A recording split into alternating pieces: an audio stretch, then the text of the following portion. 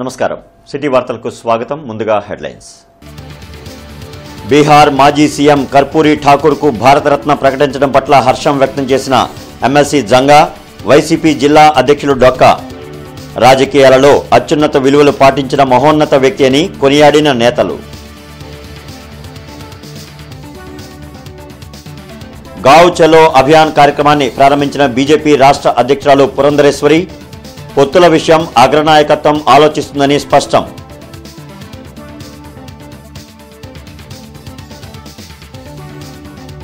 CM Jagan ధనదాహానికి సహకార రంగం బలైంది సహకార సొసైటీల్లో ఆడిటింగ్ తప్పులు చేసిన వారిపై సీఎం ఎందుకు చర్యలు తీసుకోలేదన్న TDP MLA Gorantla Buchaiah Chowdary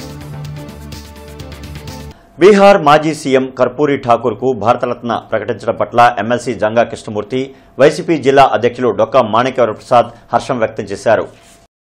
large సెంటర్లో ప్రజా సంఘాలతో కలిసి కర్పూరి ఠాకూర్ చిత్రపటానికి పుష్పాంజలి ఘటించి నివాళులర్పించారు.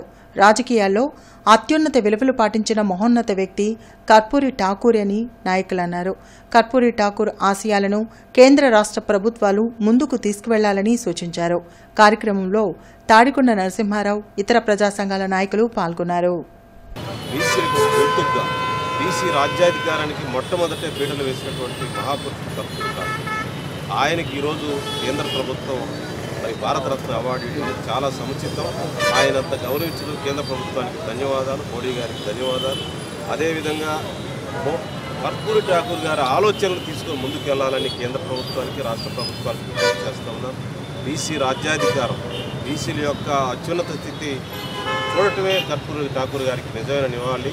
బీసీలని మొట్టమొదటి ముఖ్యమంత్రిగా చేసి ఒక మార్గాన్ని చూపించినటువంటి వ్యక్తి కర్పూరి ఠాకూర్. వారి ఆశయాలు సాధించడం మనందరి కర్తవ్యంగా భావిస్తూ వారికి నివాళులు అర్పిస్తూ జోహార్ కర్పూరి ఠాకూర్. ఆయన యొక్క ప్రజలతో మమేకమైన విధానం కానివ్వండి, ఆయన యొక్క పరిపాలన దక్షత కానివ్వండి, అన్ని విధాలు కూడా సత్కరించాలనే ఆలోచనతో ఆయనకి భారతరత్న బిరుదివ్వటం అనేది తప్పనిసరి కూడా హర్షించదగ్గ విషయం. తప్పనిసరి కూడా ఆయనైతే ఏదైతే జయప్రకాష్ నారాయణ గారి యొక్క ఆలోచన విధానంతో సోషలిస్టు భావాలతో ఆ రోజున ఠాగూర్ గారు ఏ విధంగా ప్రజలకి ఐకమత్యం కోసం కానివ్వండి, ప్రజల యొక్క హక్కుల కాపాడటం కోసం కానివ్వండి పోరాడారు. అదేవిధంగా ఆ పోరాట బాటలో పయనించినప్పుడు మాత్రం తప్పనిసరి కూడా ఆయనకి సరైనటువంటి నివాళులు అర్పించిన వాళ్ళు అవుతాం.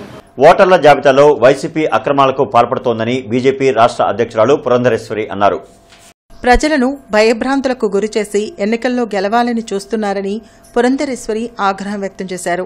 విజయవాడ బీజేపీ కార్యాలయంలో నిర్వహించిన గావ్ చలో అభియాన్ కార్యక్రమాన్ని ప్రారంభించిన అనంతరం ఆమె మాట్లాడారు.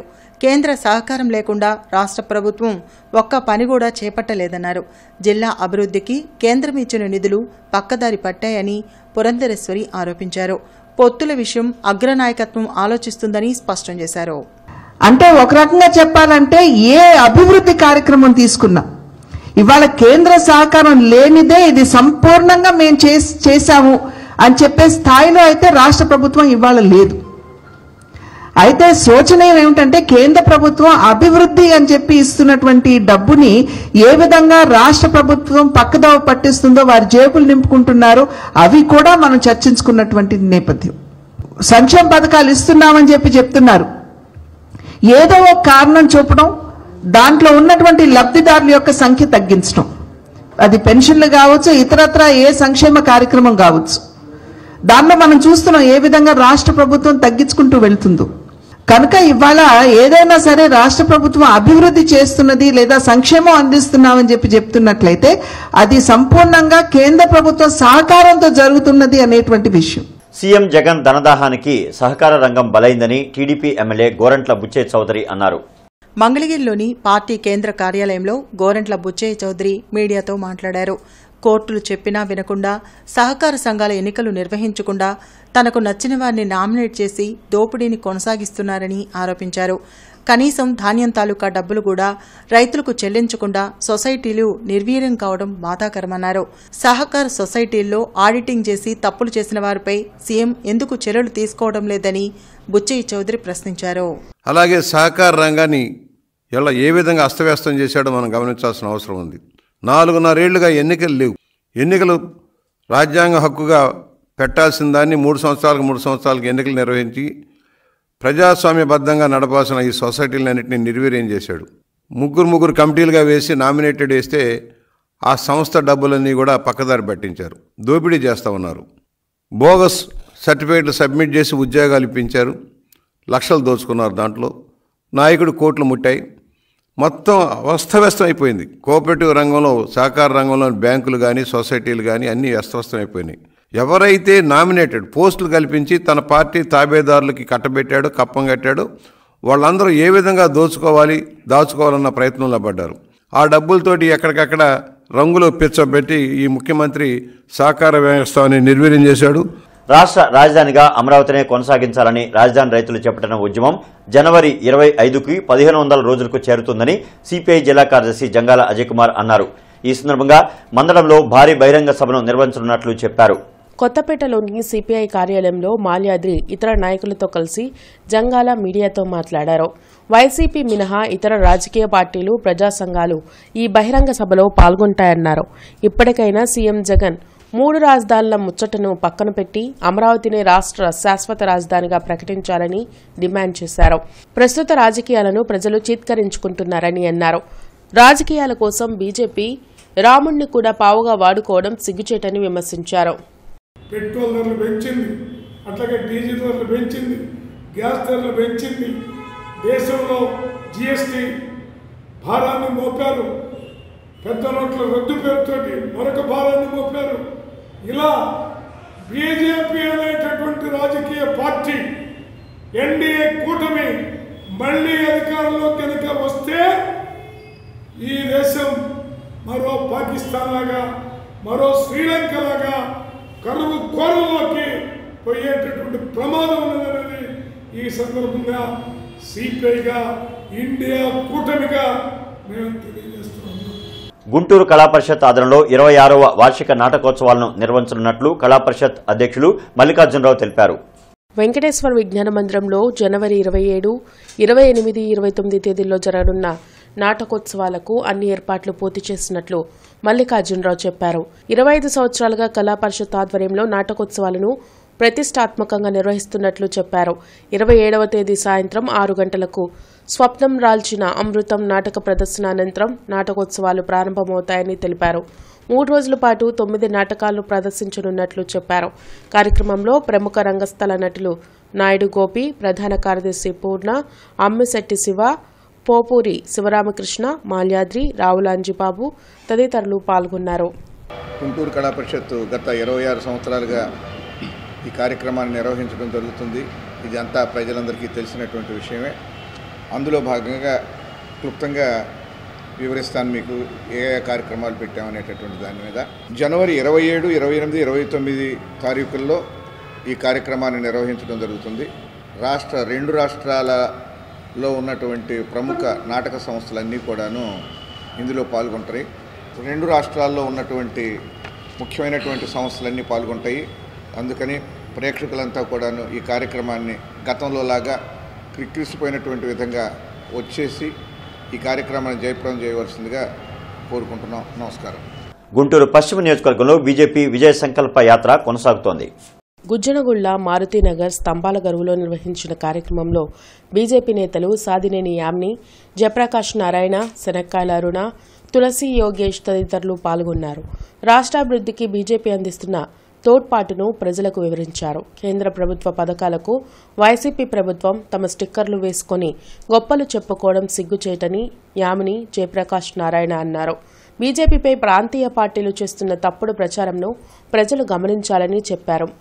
10,000 నుంచి 50,000 వరకు కూడా ఆర్థిక సహాయాన్ని అందించి వారి వ్యాపారం మళ్ళీ బాగా చేసుకోవడానికి అలా రకరకాల ఎన్నో పథకాలు ఉన్నాయి. రాష్ట్రంలో ఎన్నో పథకాలను అందిస్తున్నప్పటికీ కూడా ఏమి చేయట్లేదనే వాళ్ళకి చెంపపెట్టు ఈ వికసిత భారత్ సంకల్ప యాత్ర. ఎందుకంటే ఏదైతే కేంద్ర ప్రభుత్వ పథకాలను తీసుకుంటూ ఈ రాష్ట్రము ఇప్పుడున్నటువంటి ప్రజెంట్ అధికార పార్టీ వైసీపీ పార్టీ కానీ గతంలో ఉన్నటువంటి టీడీపీ పార్టీ కానీ తమ స్టిక్కర్లు వేసుకొని ఆంధ్ర రాష్ట్ర ప్రజల్ని మోసం చేస్తూ వచ్చాయి. మేమే ఇస్తున్నామని చెప్పని తాతల పేర్లు, తండ్రి పేర్లు, వారి పేర్లు పథకాలు పెట్టుకుంటూ ప్రజల్ని మోసం చేస్తూ ఉన్నాయి.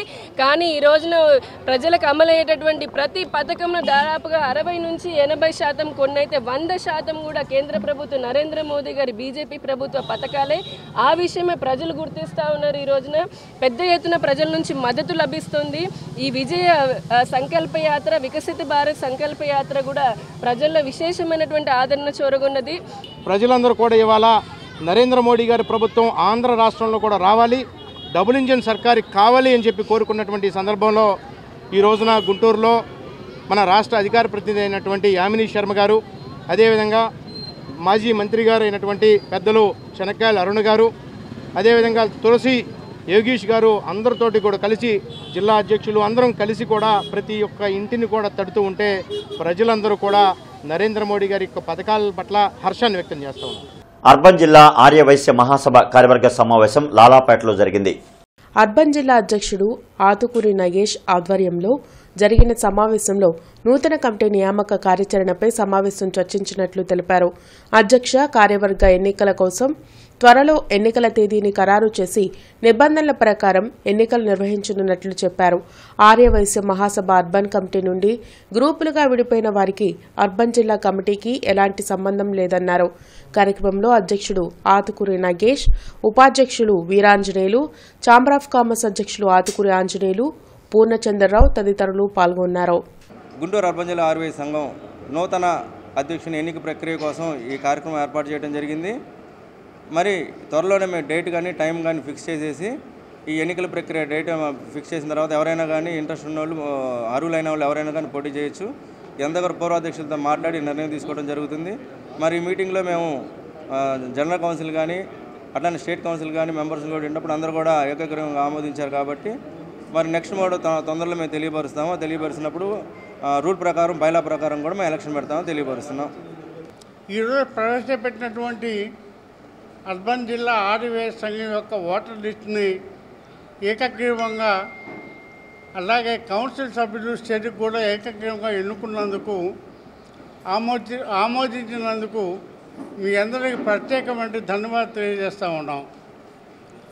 కాబట్టి మేము చెప్పేది ఏంటంటే, బైలా ప్రకారం 105 సంవత్సరాల నుంచి జరుగుతున్న ప్రక్రియ జరగాలని ఆర్యవైశ్య అర్బన్ జిల్లా గుంటూరు కమిటీ కూడా బైలా ప్రకారమే ఎలక్షన్ జరగాలని, ఇంతకుముందు ఎవరైనా ఎలక్షన్ జరగకుండా జరిగిందని కానీ లేక ఎవరైనా నిర్ణయించినటువంటి వ్యక్తులు ఉన్నా అది చెల్లనేరదు.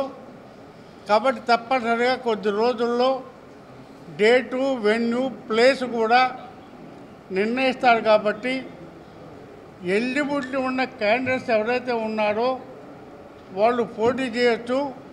మాజీ మంత్రులు ధూళిపాల వీరయ్య చౌదరి, పరిటాల రవీంద్ర వర్ధంతి కార్యక్రమాలను జిల్లా టీడీపీ కార్యాలయంలో నిర్వహించారు. ఈ కార్యక్రమంలో పార్టీ నేతలు, కార్యకర్తలు పాల్గొని వీరయ్య చౌదరి, పరిటాల రవి చిత్రపటాలకు పూలమాలలు వేసి నివాళులర్పించారు. పేదల సంక్షేమానికి పరిటాల రవీంద్ర, ధూళిపాల వీరయ్య చౌదరి చేసిన సేవలు మరువలేనివని పలువురు టీడీపీ నేతలు కొనియాడారు. ఇరువురు నేతల వర్ధంతి కార్యక్రమాలను బుధవారం జిల్లా పార్టీ కార్యాలయంలో నిర్వహించారు. ఈ కార్యక్రమంలో టీడీపీ నాయకులు కోవెలమూడి రవీంద్ర, రామాంజనేయులు, దాసరి రాజా మాస్టర్, కనపర్తి శ్రీనివాస్, బుజ్జి, హనుమంతరావు తదితరులు పాల్గొని పరిటాల రవి, వీరయ్య చౌదరి చిత్రపటాలకు పూలమాల వేసి నివాళులర్పించారు.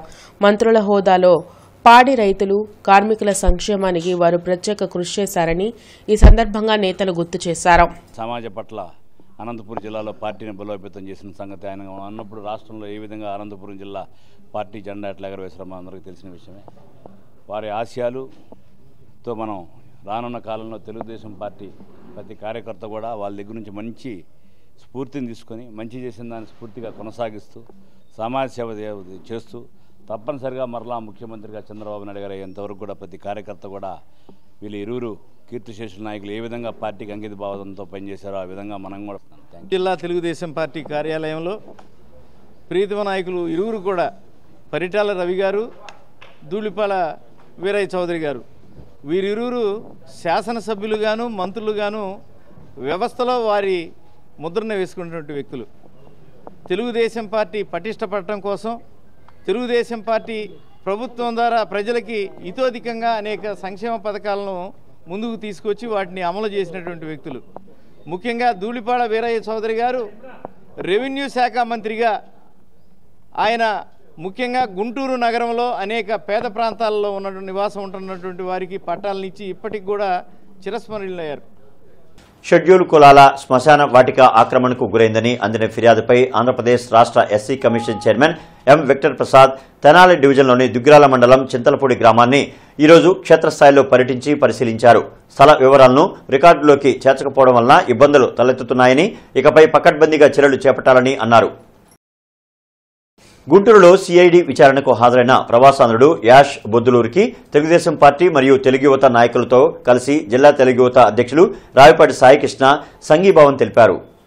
ఈ సందర్భంగా ఎన్ఆర్ఐ యష్ మాట్లాడుతూ సిఐడి విచారణ ముగిసిందని, మరలా ఫిబ్రవరి 2వ తేదీ విచారణకు రావాలని ఆదేశించారని తెలిపారు. 2వ తేదీ విజయవాడ సిఐడి ఆఫీస్కి రమ్మన్నారని, మొత్తం తనపై 4 కేసులు నమోదు చేసినట్లు చెప్పారు. విచారణ సజావుగా సాగిందని అన్నారు. అసలు యాక్చువల్గా పార్టీ మళ్ళీ నోటీస్ ఇచ్చి మళ్ళీ ఇన్వెస్టిగేషన్ పిలవాల్సిన అవసరం కూడా లేదు. ఈ కేసులో మరి ఎందుకు వాళ్ళు పిలిచారు, దాని ప్రకారం మేము వచ్చాము. ఇప్పుడు ఆఫీసులోకి వెళ్తాం, వెళ్ళిన తర్వాత ఏం జరిగిందో తర్వాత చూద్దాం. ఇప్పుడు నోటీస్ ప్రకారం మేము వెళ్తున్నాం ఆఫీసు. గతంలో కేసు 23 కేసులు, ఓకే సార్, 23 కూడా జనవరిలోనూ పెట్టిన కేసు, 23 జనవరి ఫిబ్రవరి. కొత్త కేసేం కాదు. అవి కూడా చాలా simple sections, 150A, 505 to 120B, చాలా సింపుల్ కేసెస్. ప్రజలకు శుద్ధనీటిని అందించే విషయంలో నిర్లక్ష్యం వహిస్తే సహించేది లేదని తూర్పు సమన్వయకర్త నూరి ఫాతిమా స్పష్టం చేశారు. ఈరోజు తెల్లవారుజామున 5 గంటల సమయంలో నగర తూర్పు నియోజకవర్గ పరిధిలోని ఆర్టీసీ కాలనీ ప్రాంతంలో నూరి ఫాతిమా పర్యటించారు. ఈ సందర్భంగా నూరి ఫాతిమా మాట్లాడుతూ, గత కొద్ది రోజుల క్రితం స్థానిక ప్రజలు మంచినీటి సమస్య ఉందని తెలపడంతో ఆకస్మికంగా తెల్లవారుజామున మంచినీటి సరఫరాను పరిశీలించడం జరిగిందన్నారు. శుద్ధి చేసిన మంచినీటిని అందించడంతో పాటు సకాలంలో నీరు అందించే విధంగా నగరపాలక సంస్థ అధికారులు పనిచేయాలని ఆమె సూచించారు. కార్యక్రమంలో స్థానిక 1వ వార్డు కార్పొరేటర్ రంగారెడ్డి, పలువురు వైసీపీ శ్రేణులు, స్థానిక ప్రజలు పాల్గొన్నారు.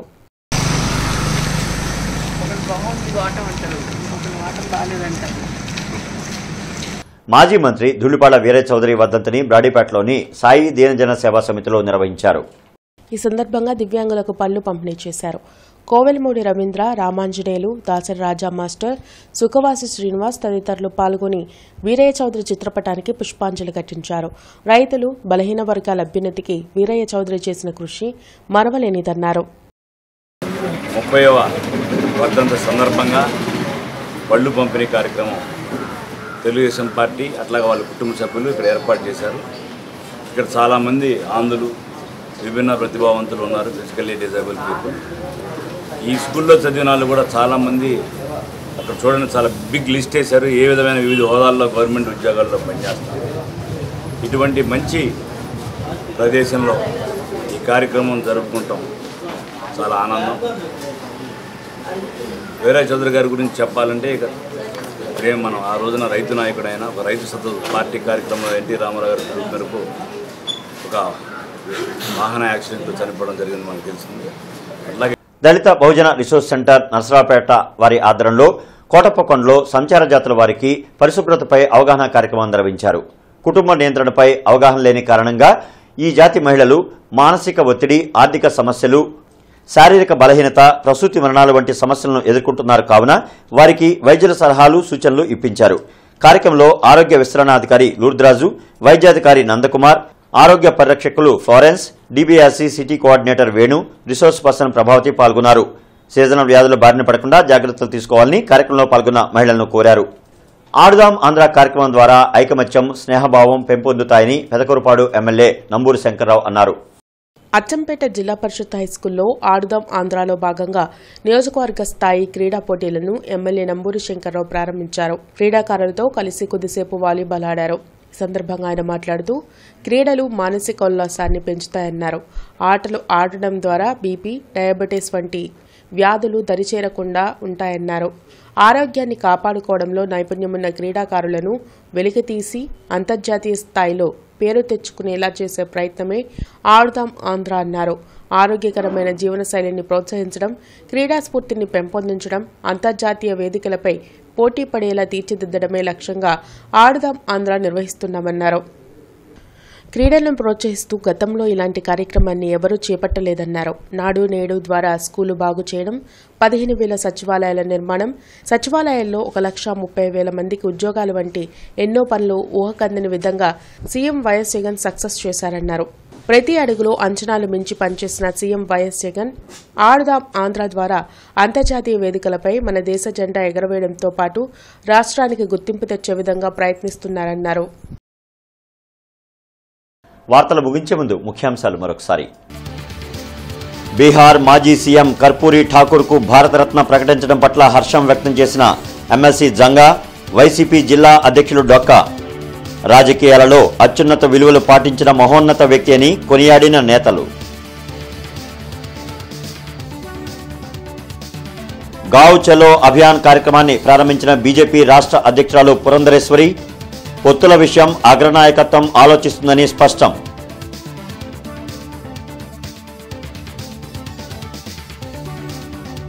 సీఎం జగన్ ధనదాహానికి సహకార రంగం బలైంది. సహకార సొసైటీల్లో ఆడిటింగ్ తప్పులు చేసిన వారిపై సీఎం ఎందుకు చర్యలు తీసుకోలేదన్న టీడీపీ ఎమ్మెల్యే గోరంట్ల బుచ్చయ్య చౌదరి. ఇక ఈ వార్తలు ఇంతటితో సమాప్తం. నమస్కారం.